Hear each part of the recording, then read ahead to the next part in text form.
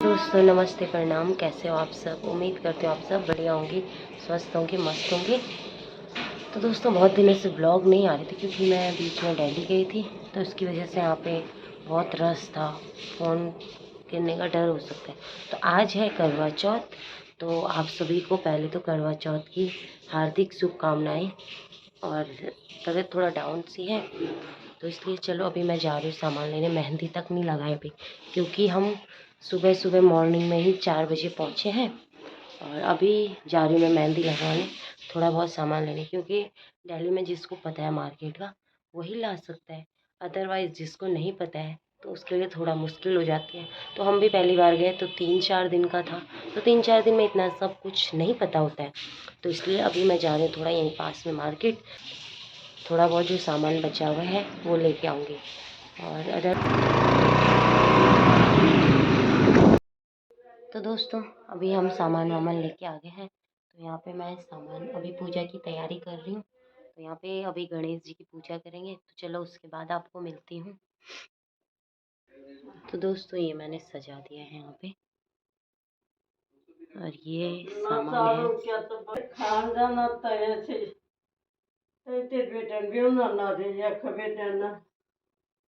तो दोस्तों अब मेरी मेहंदी लग चुकी है, ये देखिए, ये देखिए। जुकाम लग गया।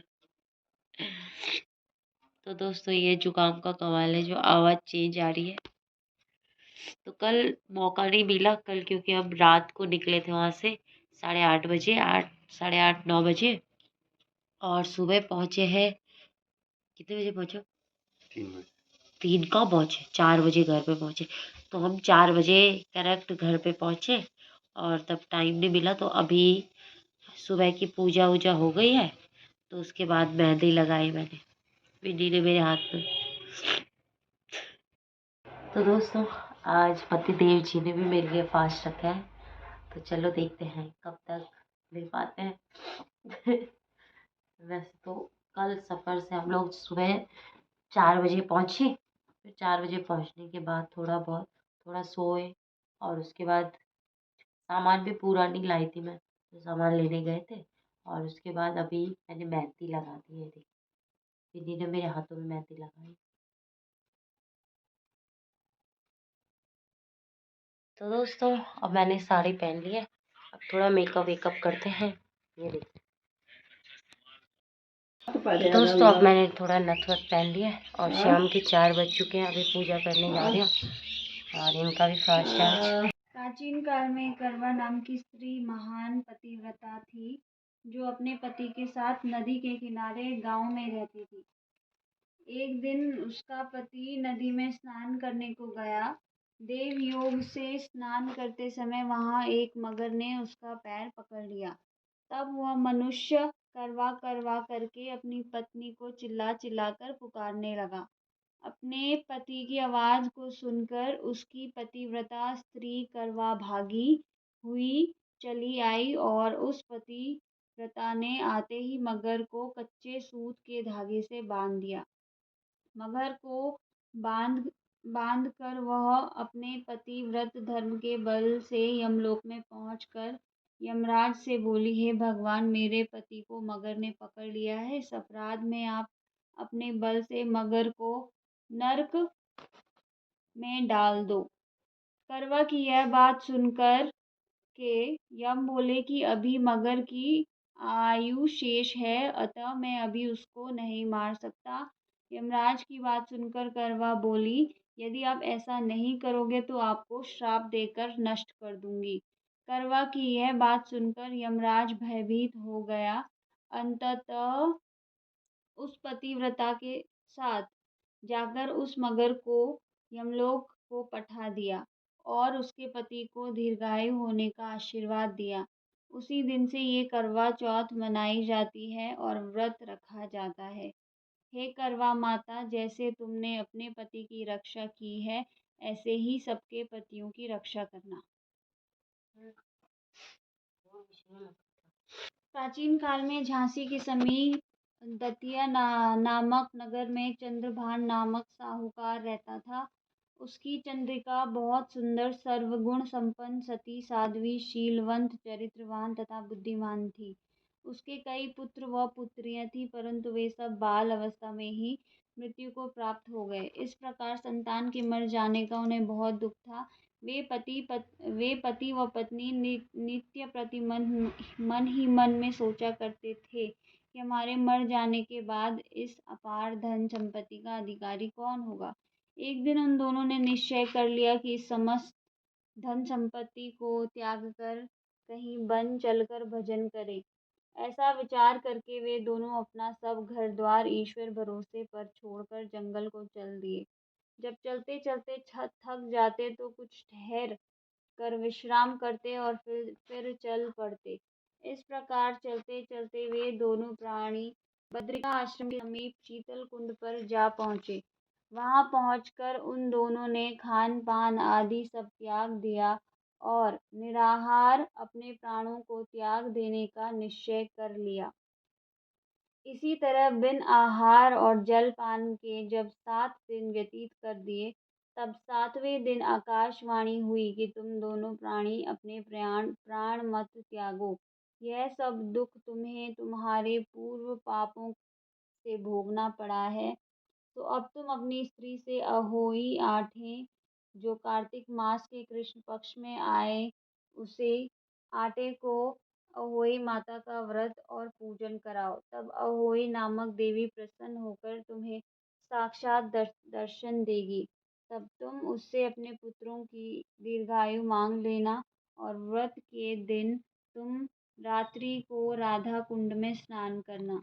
तत्पश्चात इस आकाशवाणी के अनुसार चंद्रभान की स्त्री उस चंद्रिका ने बड़ी श्रद्धा और स्वच्छ भावना से विधि विधान से आहोई आठे का व्रत किया और स्त्री ने राधा कुंड में स्नान किया। जब वे दोनों स्नान करके वापस लौटे तो उन पर प्रसन्न होकर अहोई माता ने प्रत्यक्ष दर्शन देकर वर मांगने को कहा।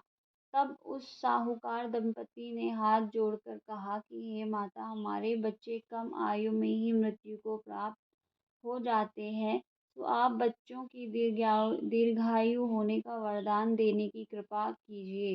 अहोई माता ने उन दोनों की मनोवृत्ति को जानकर उन्हें मुंह मांगा वरदान दे दिया। यह कहकर अहोई माता वहीं अंत ध्यान हो गई। इसके बाद साहूकार साहूकारिणी लौटकर अपने घर आ गए और अहोती माता की कृपा से कुछ ही दिनों बाद पुत्रवान हो गए और गुणवान बुद्धिमान पुत्र पाकर आनंद विभोर हो गए। अहोई माता की कृपा से इस लोक में सुख भोग कर बैकुंठ को चले गए।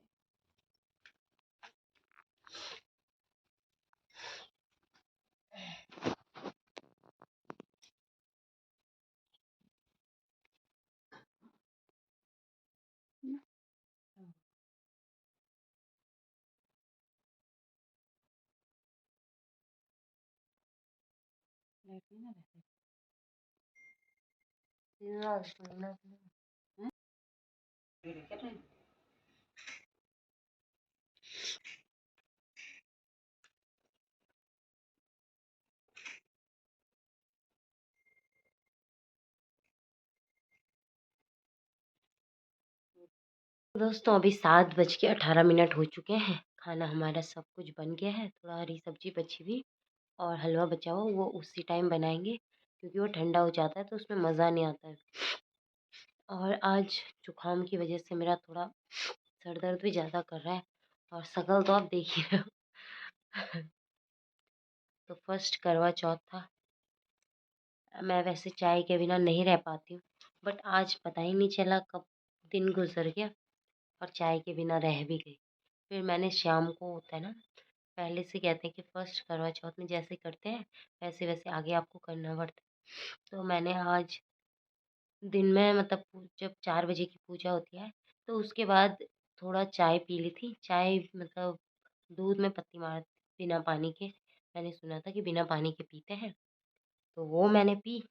और उसके बाद खाना पीना बनाया और खाना पीना तो सबने मिल के बनाया है।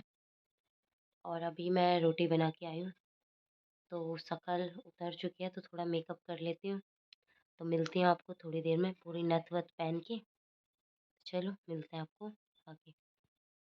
तो दोस्तों फाइनली मैं रेडी हो चुकी हूँ और मैंने ये जोड़ा वोड़ा बांध दिया है और अभी मैंने चुन्नी भी डाल दी है। शादी की ये चुन्नी थी मेरी रेड कलर की। तो ये देखिए पूरा रेड बनी हूँ मैं। तो आप कमेंट करके बताना कैसी लग रही हूँ। तो चलो बने रहे। अभी चांद तो आया नहीं, 8 तो बज गए, तो पॉसिबल है कि 9 बजे तक आ जाए चांद। तो देखते हैं कब तक आता है। दोस्तों सुबह तक मेरे को बहुत ज़्यादा भूख लग रही थी और जैसे जैसे टाइम गया तो भूख भी चली गई। तो ये देखिए अभी एकदम ठीक हूँ। तो अब हम बाहर आ गए हैं। ये मैंने थाल सजा के रखी हुई, दूसरी थाल में भी है, ये देखिए। तो चलो अब छत में जाना है हमने, तो चलते हैं छत पे, फिर जाके आपको दिखाते हैं कि वहीं पे जाके। हाँ इधर से तो आप बने रहे हमारे साथ। तो दोस्तों अब चांद आ गया था, तो अब हम पूजा करें। यहाँ पे एक दूसरी थाल भी है, उसमें खाने पीने का सामान रखा है चांद को चढ़ाने के लिए। और ये अर्घ दे दिया मैंने चांद को। और उसके बाद पति देव जी को टीका लगा दिया है। टीका लगाने के बाद फूल फाल लगाए, अर्घ चढ़ाया, पानी चढ़ाया और उसके बाद ये हमने पूजा मतलब पूरी कर ली थी। तो यहाँ पे उन्होंने भी मेरे को टीका लगाया और उसके बाद छन्नी से शक्ल देखी एक दूसरे।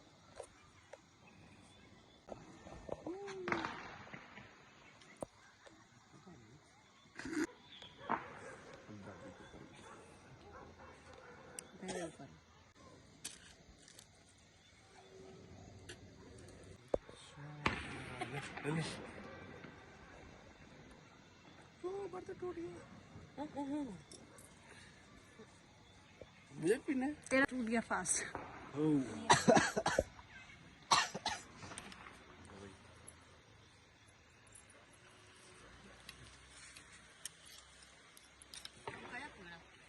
अब आ रही चीनी नहीं डाली है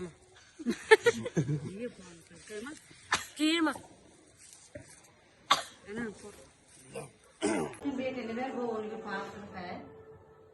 तो बस बस बस लंबी उम्र रखे भगवान और सबकी लंबी उम्र है।